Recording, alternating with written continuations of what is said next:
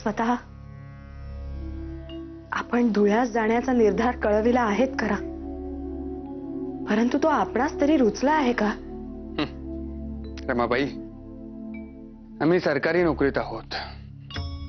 तेथे आदेश हा पाळण्यासाठी असतो. तो रुचला का असा विचार आदेश काढणारा करीत नाही. तो विशिष्ट उद्देशाने असा आदेश काढतो. आणि ज्यास तो रुचत नाही त्यास राजीनामा देण्याची मुभा असतेच. परंतु हा आदेश आपणास शिक्षा म्हणून किंवा आपल्या कार्यापासून दूर नेण्यासाठी म्हणून काढण्यात आला आहे असे साऱ्यांचेच म्हणणे आहे ना. मग हा अन्याय आपण का बरे सहन करावा? रमाबाई, आम्हास असे सांगा, आम्ही आपल्या बाबास तू काळा आहेस काळा आहेस तसे उच्चारावाने म्हटले तर तो काळा ठरतो का? अहो, हे काय आता मध्येच? आधी आमच्या प्रश्नाचे उत्तर द्या. आम्ही कितीही ओरडून बाबास काळे म्हटले तर तो काळा ठरतो का? नाही, कारण ते गोरे आहेत हे साऱ्या जगास दिसतेच आहे की. बरोबर, हेही तसेच आहे. ही शिक्षा आहे असे सरकारने त्यांच्या बदलीच्या लेखी आदेशात लिहिलेले नाही. मात्र या बदलीच्या द्वारे ही शिक्षाच आहे असे सरकार साऱ्यांस ओरडून सांगण्याचा प्रयत्न करीत आहे. पण रमाबाई, जगास तर दिसते आहेच की आम्ही गुन्हेगार नाही ते. आता आले ध्यानात. आपण समजावले तर इतके सोपे करू. शिवाय या नोकरीयोगे आम्हा सरकारवर सनदशीरपणे दबाव ठेवता येतो. तेव्हा लोकधार्जिणा अशी टीका सरकारने आम्हावर केली तरीही त्याची आम्हास पर्वा नाही, आणि सरकार दार्जिणा अशी टीका लोकांनी आमच्यावर केली तरी त्याचीही आम्हास पर्वा नाही. आपल्या लोकांचे जीवन सुखकर आणि हितकर व्हावे एवढेच आमचे ध्येय आहे. आणि उलट बदलीच्या निमित्ताने वेगळा प्रदेश पाहावयास मिळेल आपल्याला. तेथील शेतकरी कष्टकरी यांचे जीवनमान आणि अडचणी समजून घेता येतील. खटल्यांच्या निमित्ताने त्यांच्या जीवनाचे दर्शन होईल. असो, आम्ही बोलू लागलो म्हणजे थांबणे कठीण जाते. परंतु तुमचे ध्यानी आले ना. हो. मग आपल्याला उद्याच निघावयाचे आहे हे ध्यानी घ्या आणि तयारीला लागा.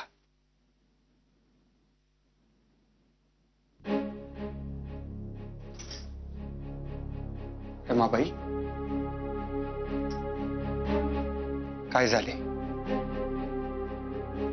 काही नाही. घरच्या मंडळींपासून दूर जाणे जड जाते आहे ना. परंतु आपल्याला जावेच लागणार.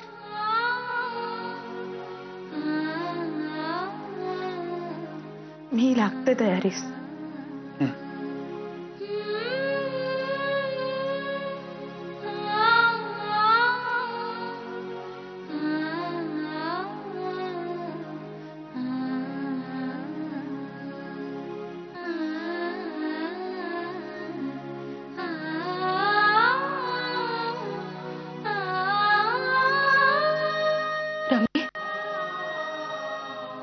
रमे, अगो अगो, ऐकले ते खरे का गो?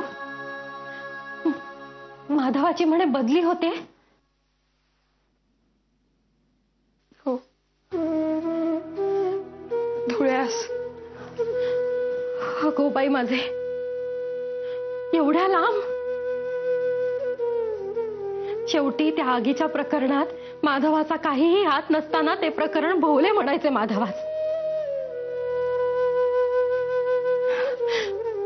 रमे, पण माधवाचे काय म्हणणे आहे यावर? ते म्हणतायत निघावयाचे लगेचच. कदाचित उद्या. अगो,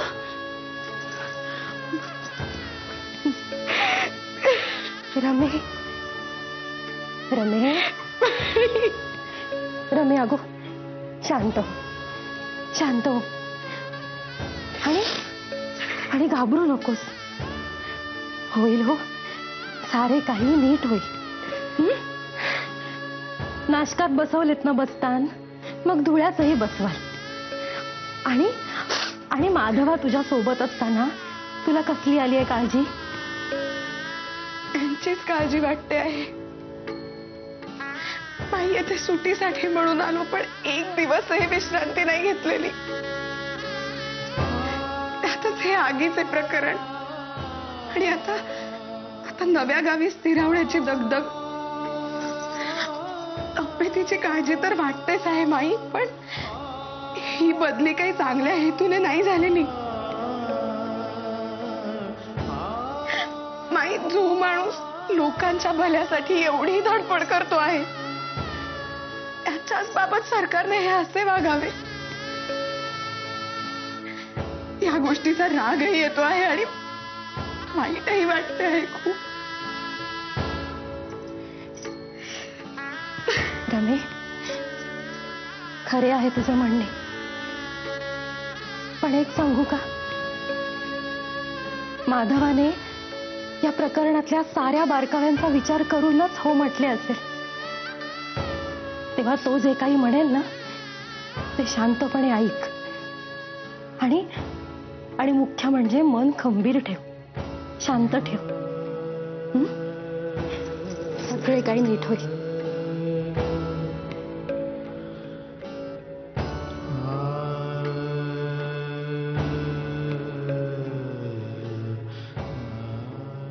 धनधान्य पशुवृद्धी पुत्र पौत्र समस्तहि पावती रूप विद्यादी स्तोत्र पाठे करुण्या भूत प्रेत संबंधादी योग व्याधी समस्तहि. नाही माधवा, हे आम्हास अजिबात मान्य नाही. यांचे छुपे कावे आम्हास कळत नाहीत की काय? लबाडीने मुद्दाम बदल्या करीत आहेत. हे काय मोगलाई लागून गेली की काय? त्यांच्या मनात आले नाशकास धरले, त्यांच्या मनात आले धुळ्यास पाठविले. हे काही नाही, ताबडतोब राजीनामा देऊन टाक या नोकरीचा. अहो पण नको म्हणाले आम्हास ही नोकरी. काका, आमचे ऐकून तर घ्या. एक तर राजीनामा घ्या, नाहीतर बदली रद्द करा. हा गोरा साहेब समजतो काय स्वतःस? यांचे दप्तरात आम्ही काम करतो म्हणजे गुलाम झालो की काय यांचे? मीही फिरंगी साहेबासोबत काम करीत होतो. पेन्शनीत कार्ड हवायास निघाला होता आम्हास, तेव्हा प्रात्यक्षिकच दाखवले त्यास. 4 बैलांनी ओढून आणायचा दगडी रूळ एकट्याने ओढून आणला त्याच्यासमोर. गपगुमान पेन्शनीतून नाव रद्द केले माझे. अहो काका, काही सांगूच नकोस. त्या फिरंग्यास एवढी शक्ती दाखवूनही पुढे काही दिवसानंतर माझ्याशी अपमानास्पद भाषेत बोलला. तत्क्षणी राजीनामा लिहून थोबाडावर फेकला त्याच्या. म्हटले, आम्ही काय मिंदे नाही आहोत तुझे, फुकट 4 चव्वल देत नाहीस, केलेल्या कामाचा मोबदला देतोस. गुरकावून कोणाच दाखवतोस रे माकडा? ते सारे खरे आहे काका, पण तेव्हा माधवा, देवाच्या कृपेने तुझ्याजवळ खूप काही आहे. यांची मिंदेगिरी करण्याची गरजच नाहीये. दे राजीनामा आणि हो मोकळा यांच्या जोखडातून.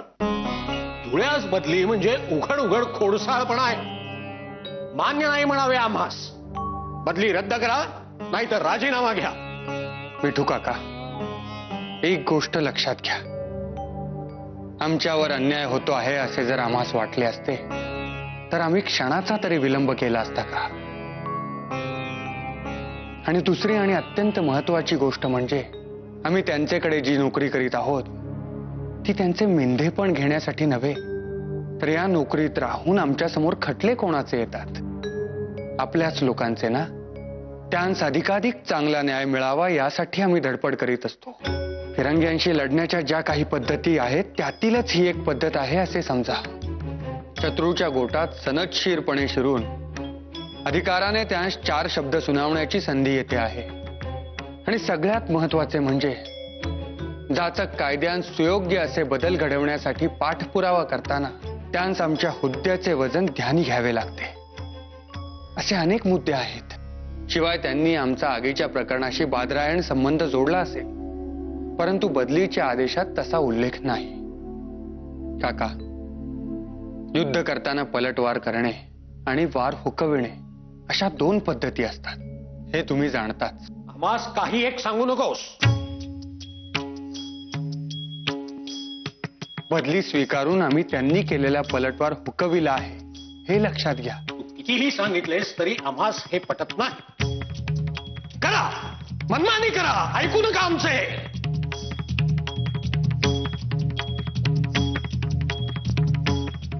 माधवा, तुझ्या निर्णयामागे एवढे पदर असतील याची आम्हाला कल्पनाच नव्हती.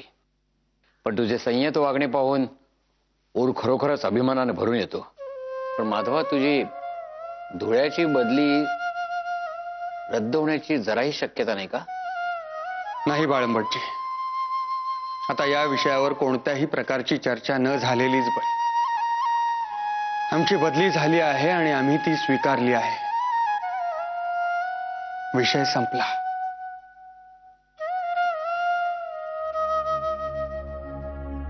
झाली.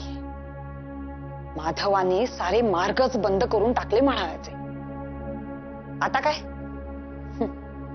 म्हणजे जाण्याचा निर्णय पक्का झाला तर आता माधवास काही विचारावयासही नको आणि सांगावयासही नको. चला, घ्या सामानाची बांधाबांध करायला. नाही नाही हो, आमच्या सामानाची नाही, तुमच्याच सामानाची बांधाबांध करायची आहे. यावेळी जायचे असेलच तुम्हा राजा राणीला आणि तुमच्या त्या आबाला तुमचा प्रधानजी म्हणून. आम्हाला कशाला कोणी घेऊन जात आहे? आमची मेली अडचणच होते प्रत्येक ठिकाणी. चला, घ्या आवरायला.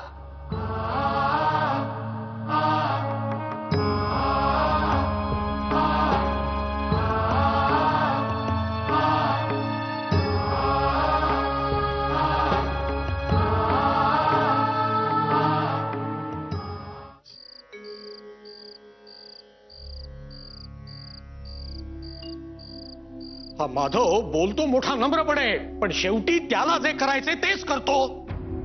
मोठ्यांचे न ऐकण्याचा पणच केला आहे त्याने.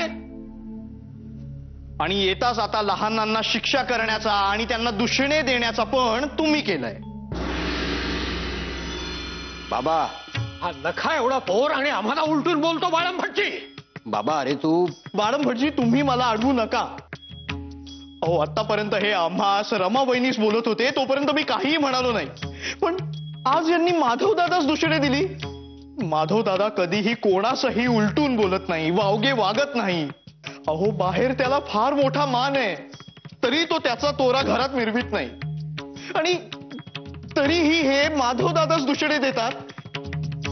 हे मला अजिबात आवडलेले नाहीये. आवडण्या न आवडण्यासाठी तू काय या घरातला कर्ता पुरुष आहेस? नात्याने, वयाने, मानाने वडील असणाऱ्यांशी कसे बोलावे हेही तुला समजत नाही आणि तू आम्हाला शहाणपणा शिकवतोस. 2 थोतरीत दिल्या म्हणजे येशील वठणीवर. मारा मला, मारा मला, समाधान करा तुमचं एकदाच. मारा मला. बाबा,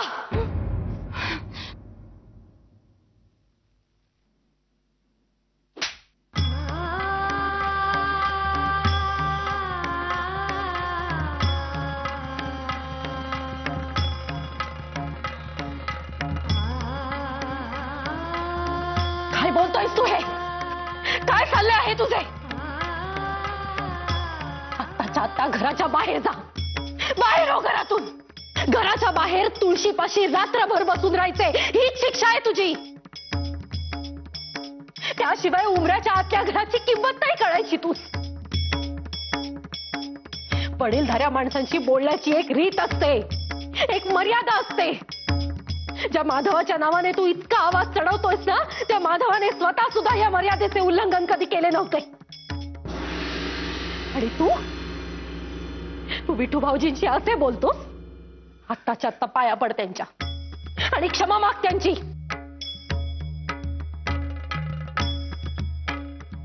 तुला ऐकू नाही का आले मी काय म्हणाले ते? पाया पड त्यांच्या. आत्ताच्या आत्ता पाया पड आणि क्षमा मागायची. आणि त्यानंतर शिक्षा म्हणून रात्रभर तुळशीपाशी बसून राहायचे. पाया पड त्यांच्या.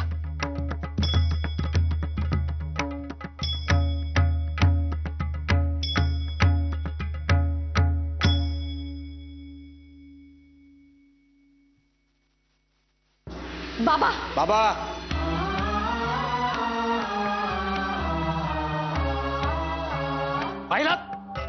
पाहिला तुरमटपणा. मान मर्यादा कशी ती नाही संघात. जो तो आपला मनमानी करतोय तो माधवही तसाच.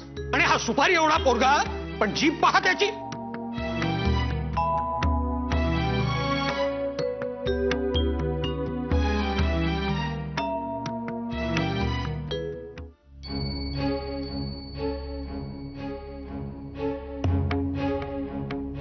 रमाबाई, काय झाले? एवढे अस्वस्थ का दिसता? काही सांगावयाचे आहे का? हो, खाली खाली मोठेच रामायण घडले आहे. बदलीच्या प्रकरणावरून विठू काका आपणास बोल लावित होते. ते ऐकून बाबा भाऊजी उसळले आणि त्यांच्यासोबत वाद घालू लागले. ते उलट बोलतायत हे पाहून विठू काकाही संतापले आणि त्यांस रागे भरू लागले. तशी आवाज ऐकून माईही बाहेर आल्या आणि कधी नाही ते बाबा भाऊजींवर त्यांनी हात देखील उगारला. त्यांनी बाबा भाऊजींना रात्रभर बाहेरच्या तुळशीपाशी बसण्याची शिक्षा फरमावली आहे. त्या त्यांना सारखे सांगत होत्या की आत्ताच्या आत्ता त्यांनी विठू काकांची क्षमा मागावी आणि त्यांचे पाय धरावे म्हणून.